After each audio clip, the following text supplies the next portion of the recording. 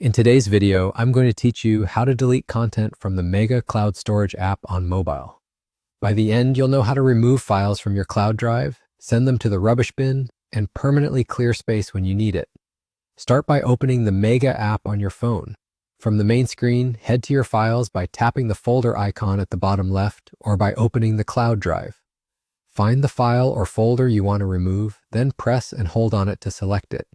If you need to delete multiple items, keep tapping to add more to your selection. Once you've selected everything, look to the top right and tap the three dots menu. Choose Move to Rubbish Bin. This sends your items to the bin without erasing them forever, so it's a safe way to tidy up quickly. Keep in mind, though, that items in the rubbish bin still count toward your storage until you permanently delete them. When you're ready to delete things for good, open the side menu by tapping the hamburger icon at the top left. Go to Rubbish Bin.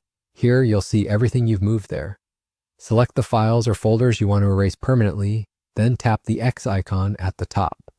A confirmation prompt will appear. Tap Delete to confirm, and those items will be removed permanently. Only do this when you're sure, because permanent deletion can't be undone.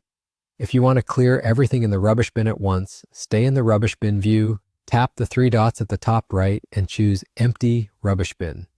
Confirm when prompted, and Mega will permanently delete all items in the bin in one go, which is the fastest way to free up space.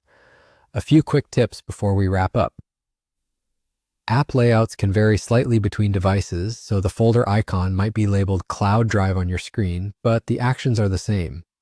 Long pressing is your friend for selecting items quickly, and you can always review your selection before you commit. Remember, sending something to the rubbish bin is reversible while it's there, but permanent deletion is final, so take a moment to double-check important files. That's it. You've just learned how to delete content from the Mega mobile app, either temporarily to the rubbish bin or permanently to free up space.